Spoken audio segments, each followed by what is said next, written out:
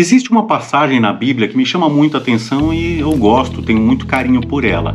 E ela está lá em Lucas 15:11. E ele fala sobre o filho pródigo ou filho perdido.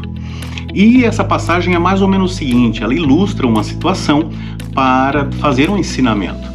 E nessa do filho pródigo, a situação é a seguinte: um pai, ele tem 2 filhos e ele é bastante próspero, ele tem bastante plantações, criação de animais, e ele vive muito bem com seus filhos lá, eles louvam ao Senhor e tudo mais, né? Isso conforme as escrituras mandam. E só que um dos filhos dele pede a sua herança antecipada porque ele não se sente mais satisfeito com aquela vida ali na fazenda, né, com os afazeres da fazenda. E o pai, muito reticente, dá a parte dele da herança e instrui ele que quando ele precisar, se ele sentir a vontade, as portas estarão sempre abertas para ele. Mas ele não teve discussão, ele quis ir, ele queria conhecer o mundo, ele queria conhecer as mulheres, como que o mundo era, porque ele nunca havia saído daquele local ali.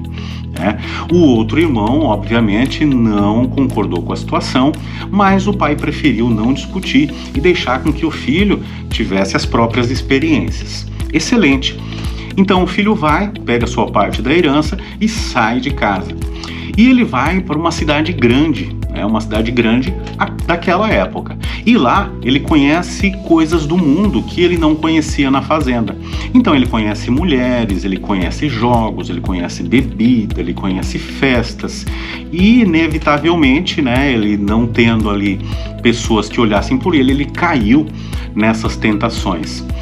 Porém, o dinheiro dele, como ele não trabalhou, esse dinheiro não se multiplicava, ele gastou rapidamente tudo com essas coisas mundanas, até chegar ao ponto onde ele já não tinha mais dinheiro nem para se alimentar. O que acontece? Ele foi procurar um emprego e lá na cidade ele não tinha experiência, com a parte do comércio da cidade, então ofereceram para ele um emprego para ele alimentar os porcos. E o chefe dele disse que ele poderia comer daquela comida dos porcos. E ele começou a trabalhar nesse emprego. E ele começou a se remoer e pensar: poxa, os empregados do meu pai lá na fazenda, nas nossas propriedades, eles comem melhor do que eu estou comendo aqui. O que eu vou fazer? Vou voltar ao meu pai, dizer que eu pequei, pedir perdão a ele e pedir perdão a Deus. E assim ele o fez. Porém, quando ele chega lá na propriedade do pai, os funcionários já veem ele primeiro e vão avisar o pai.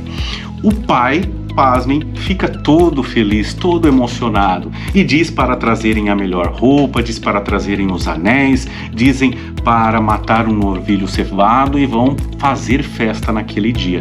Nisso, o irmão dele está lá trabalhando nos afazeres da fazenda, Quando o irmão chega, ele vê todo aquele povo em festa, ele pergunta o que está acontecendo. E um funcionário diz: olha, o teu irmão que estava perdido voltou.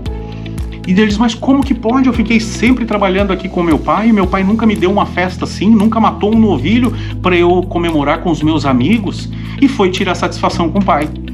Porém, quando ele foi tirar satisfação com o pai dele falou: meu filho, o teu irmão estava perdido e voltou. O teu irmão estava morto e ressuscitou. O que isso quer dizer, pessoal? Para os dias atuais, o pai é como se fosse a Deus. O Deus permite que a gente siga o nosso caminho conforme as nossas vontades. Só que a gente já falou que as nossas vontades, o nosso coração é enganoso. Então a gente tem a possibilidade de seguir as nossas vontades porque a gente tem o privilégio ou não do livre-arbítrio. Então Deus permite que a gente vá e siga os nossos caminhos, mas Ele também vai estar sempre de porta aberta para nos receber quando retornarmos e se tivermos a chance de retornar, E o pai diz: alegrai-te porque o teu irmão que estava morto voltou, reviveu. Então, para Deus Pai, quando uma das ovelhas se perde, quando ele a recupera, ele sente mais alegria na recuperação dessa ovelha do que em relação às 99 que ficaram ali quietinhas, bonitinhas, pastando no pasto delas. Porque ele estava perdido, ele teve que ser resgatado, ele teve que voltar atrás nas suas decisões e humildemente pedir abrigo, humildemente pedir perdão. E isso é importantíssimo para nós hoje, que a gente não deve se entregar também às concupiscências do mundo, aos prazeres do mundo, tá? Que diz aqui,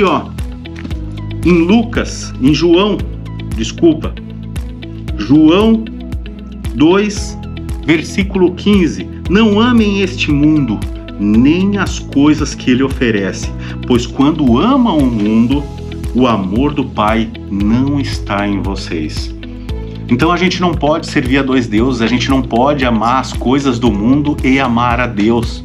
A gente pode amar a Deus e utilizar com sabedoria as coisas do mundo, mas não pode dar graças a ela, não pode se render emocionalmente nem fisicamente a elas. Ainda vamos ver aqui, em Jeremias,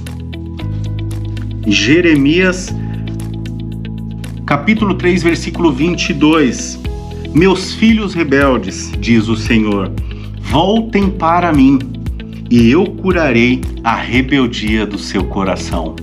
Quando um filho volta ao pai, o pai se sente alegre e satisfeito, porque retornou aquele que estava perdido, retornou aquele que estava morto. E o pai diz aqui, que ele vai curar a rebeldia do nosso coração.